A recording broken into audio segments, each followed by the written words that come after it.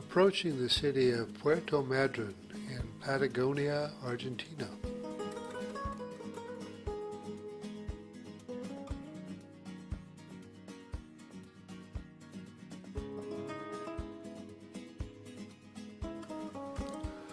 We quickly exit our ship and find our tour group, and then head south out of town for a 2-hour drive to Punta Tombo to see the penguins.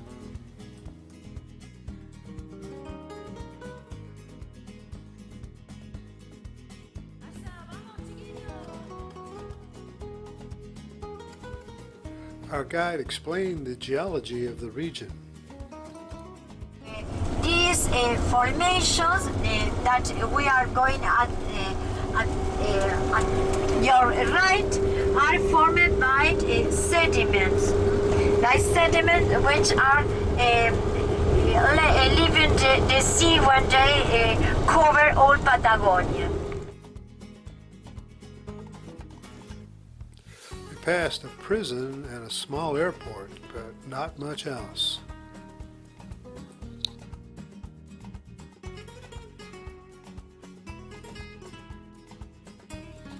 We crossed the Chubut River near the towns of Trelu and Greymon, which are both Welsh communities founded in the 1870s.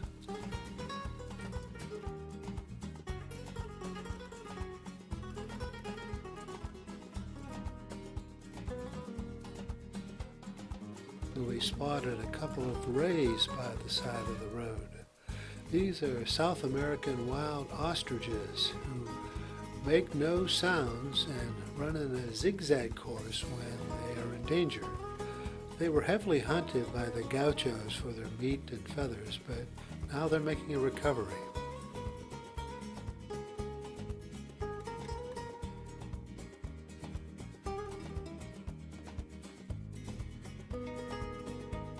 We passed one affluent-looking farm in this area where sheep farming dominates.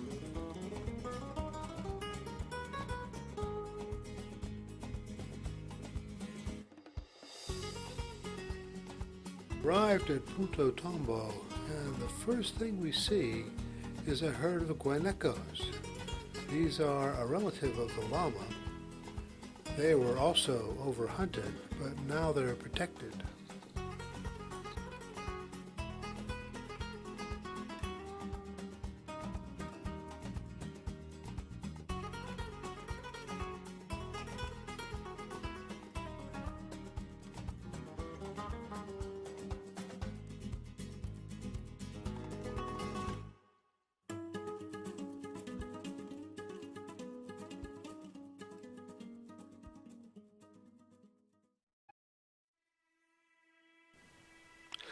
It's time to look for penguins.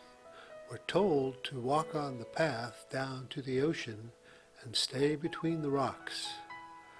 And almost immediately, we see Magellan penguins everywhere.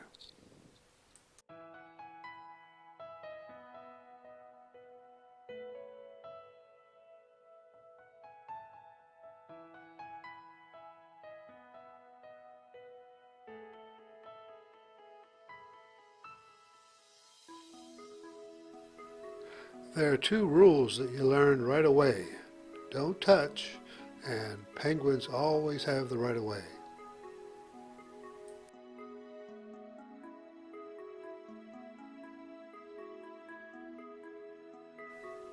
The penguin family consists of a male and female and 1 or 2 chicks.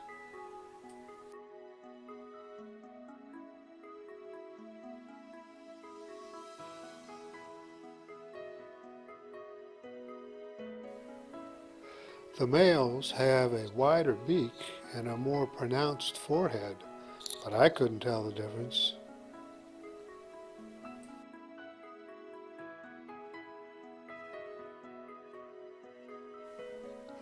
Peg and I were amazed at how close we could be to the penguins and have them ignore us or just go about their business.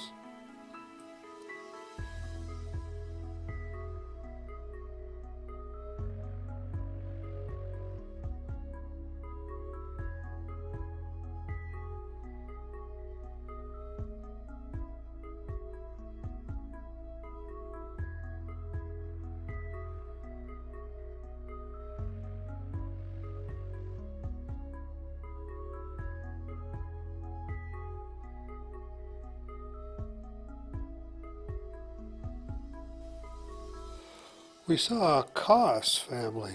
The Koss is a small rodent that lives under bushes and eats leaves and grass.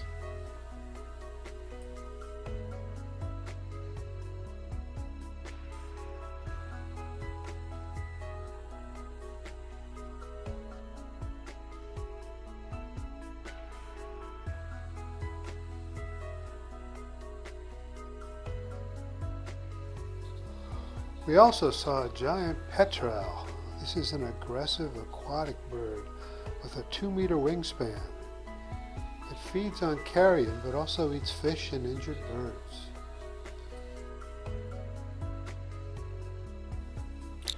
The penguin nest is either a small hole in the ground or a shallow dugout area.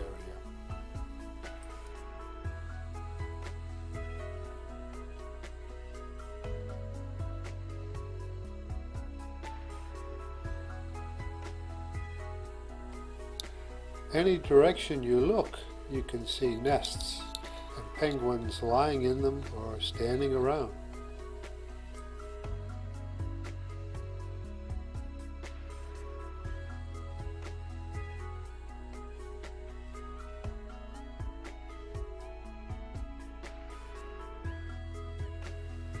The birds and nests go on as far as the eye can see.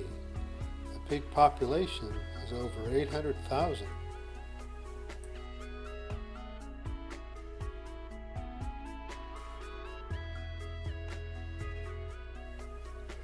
Penguins spend about 3 months a year here. They mate for life and share the task of incubating the eggs and feeding the chicks with regurgitated fish. The birds are constantly pruning each other, and the young lose their coat of long brown fur during the first few months.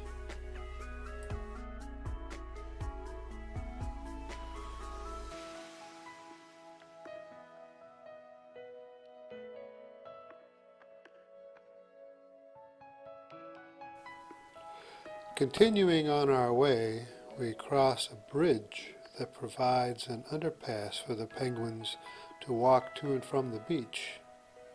Penguins feed primarily in the morning and in the evening, so the only ones we see today are those looking for an afternoon snack.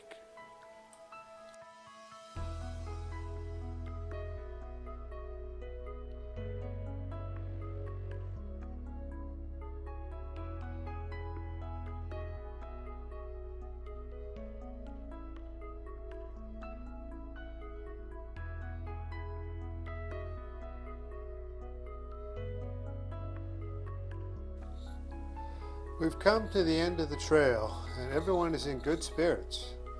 Time to walk back and visit the museum.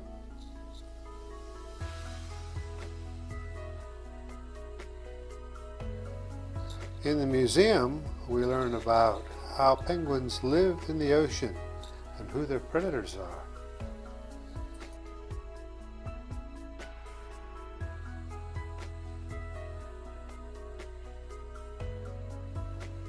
It was an excellent day being one with the penguins, but now it's time to return to the ship.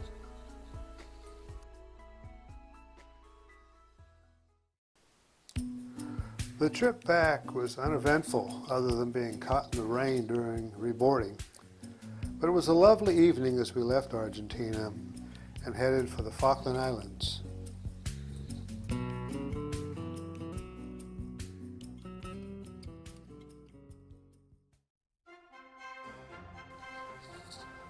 After a relaxing day at sea, we arrive at the bay outside of Stanley, the capital of the Falkland Islands. It's a gray and overcast day, and the landscape is desolate with only a hint of humanity over the hill.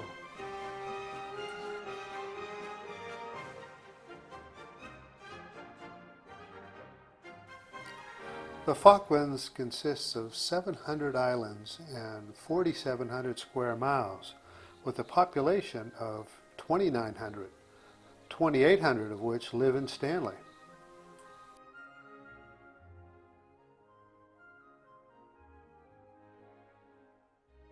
The ship set anchor in the bay and we took the tender into shore. Riding the tender is like squeezing 50 people into a sardine can and then bobbing around like a cork on the ocean until you reach land. Fortunately, you get a great view of the ship, and it's only a short walk into town.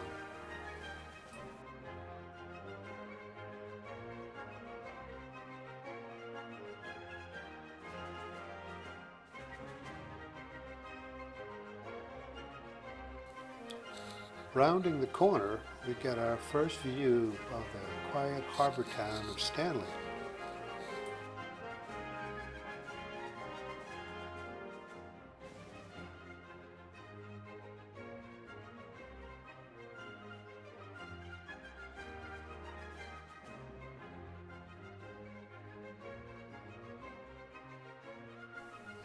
We're greeted at the dock by a lethargic seal who must have the job as seal of approval to let you on the island.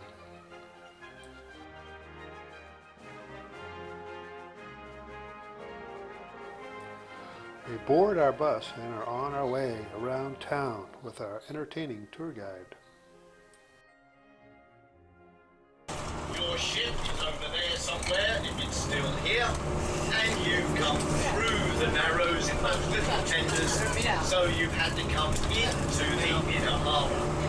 And it's this hourglass shape of the harbour, like a big figure of 8. That's why Stanley became established as a port.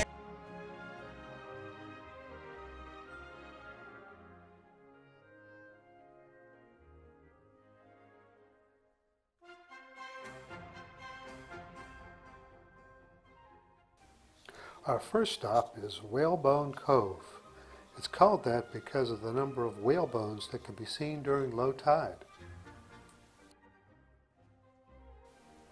In the bay is the Lady Elizabeth shipwreck, which was built in 1879. She was damaged rounding Cape Horn in 1913 and limped into Stanley, never to leave again. The Samson was built in 1898. It was used to save passengers and crew of the Auravia, which was wrecked on Billy Rock off East Falklands. And the Flim, a tough little sea tug built in 1903. It was here that our guide explained the real importance of the Falklands. Those countries that have either got a interest in Antarctica, which are because of scientific exploration or discovery or whatever, have agreed that you divide Antarctica up into what we call spheres of influence. Not nationality, spheres of influence. What that means, and I keep on putting this up because you've got to understand the pie, your sphere of influence is how big your arc is on the outer edge of the pie to go down on a sector to the South Pole. Okay? So the wider bit you've got at the top, the more control you've got. Okay? Right. Argentina's there. We're 400 miles out. That's why they claim us. Bigger sector of the pie. Continuing on, South Georgia, which they've got no claim over whatsoever, is 800 miles further out. They claim that as well. Bigger sector of the pie. Okay, so that's what it's all about. Right, now we look at the wider influence. Australia, they have a big chunk, because they're a big area. Actually, most of there is the Ross Ice Shelf and it's ice. It's sea. Not really interested in that. New Zealand's got a bit, all the rest of it. Okay, now look at the United States, who are a superpower. Okay, what have they got? They haven't got a circuit, but their base, their scientific research establishment is at the South Pole. So they haven't got a sector, they got the bit in the middle. How do the United States get to their sector? They have to overfly someone else's sphere of influence. How do they do that now? They go through New Zealand, through a place called Christchurch. What's happened in Christchurch in the last 5 to 10 years, and will continue? Earthquakes. So Christchurch as a base is unstable, not government-wise, geologically wise. It's more unstable than the San Andreas Fault is. Okay, so you don't build anything on the San Andreas Fault. Yes, but geopolitically, future, you build it away on more solid bedrock. Okay? So that's why when we look at the present situation and what Argentina is getting so worried about all the time, is our sovereignty is backed not just by, obviously, Britain, therefore the Commonwealth, therefore Europe, therefore NATO, plus independently by the United States. We're on the bus and over the hill, where we saw a pole in the middle of nowhere, which has collected direction signs to places all over the world.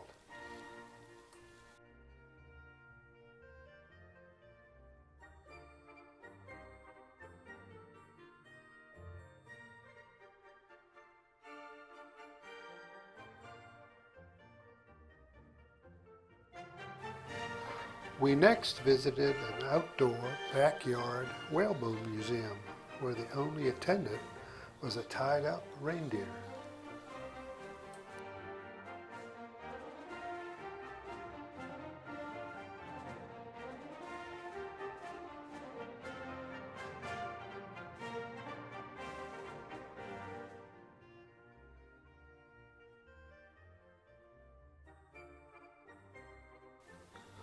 On the hillside opposite the Stanley waterfront is inscribed the names of Royal Naval ships that have been stationed in the Falklands.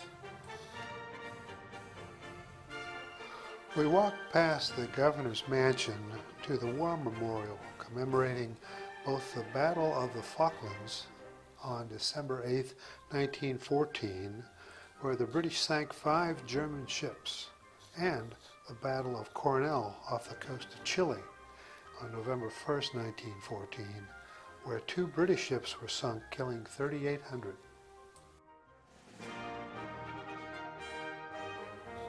The other monument in town commemorates the Falklands War in 1982 and includes a bust of Margaret Thatcher.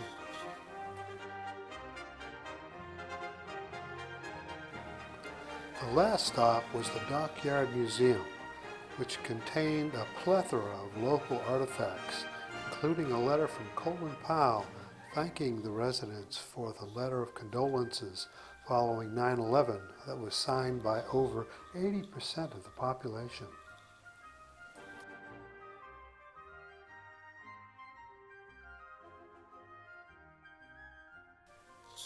We strolled back to the dock to catch the tender.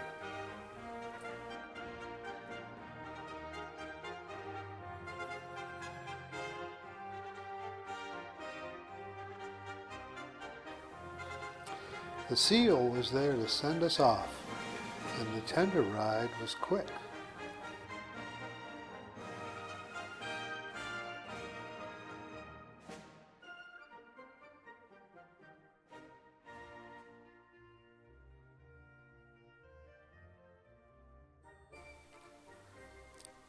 Back on the ship, we set our sights on the next destinations, Cape Horn, Ushuaia, and Punta Arenas.